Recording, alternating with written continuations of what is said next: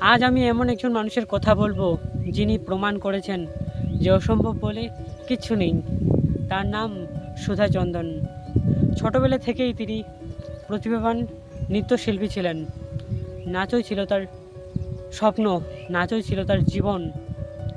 কিন্তু হঠাৎ একদিন তার জীবনে, যখন তিনি 16 বছরে ছিলেন, তার জীবনে নেমে আসে কালো ছায়া। 1981 সালে তার ভয়াবহ দুর্ঘটনা হয়। ফলে গুরুতর সংক্রমণ ছড়িয়ে পড়ে তার ডান পায়ে। ফলে ডাক্তারবাবু তার ডান পা কাটতে বাধ্য হন, নইলে পুরো শরীরে ছড়িয়ে পড়বে সেই সংক্রমণ এবং পচে যাবে। এক মুহূর্তেই সব শেষ। তার স্বপ্ন, তার নাচে যে তার ভবিষ্যৎ, সব চুরমার হয়ে গেল। কিন্তু তিনি কখনোই হাল ছাড়েননি। তিনি জয়পুর ফুট নামে একটি কৃত্রিম পা ব্যবহার করে তিনি দাঁড়াতে শিখলেন, হাঁটতে শিখলেন।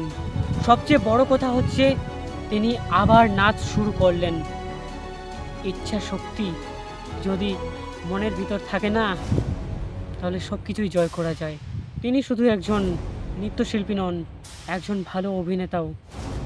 তিনি আমাদের শেখান সাহস, পরিশ্রম, ব্যর্থতা, কষ্ট, এগুলোকে জয় করতে শেখান। তিনি সেগুলোর প্রতীক।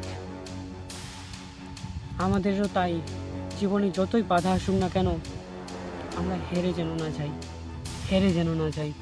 আমাদের উঠে দাঁড়াতে হবে, আমাদের বিশ্বাস রাখতে হবে নিজের উপর। তাহলেই আমরা আবার উঠে দাঁড়াবো। সুধার কিনা সেখানে জীবনটা শেষ হওয়ার কথা, সেখানে সে আবার উঠে দাঁড়িয়েছে। ঠিক আমাদেরও উঠে দাঁড়াতে হবে।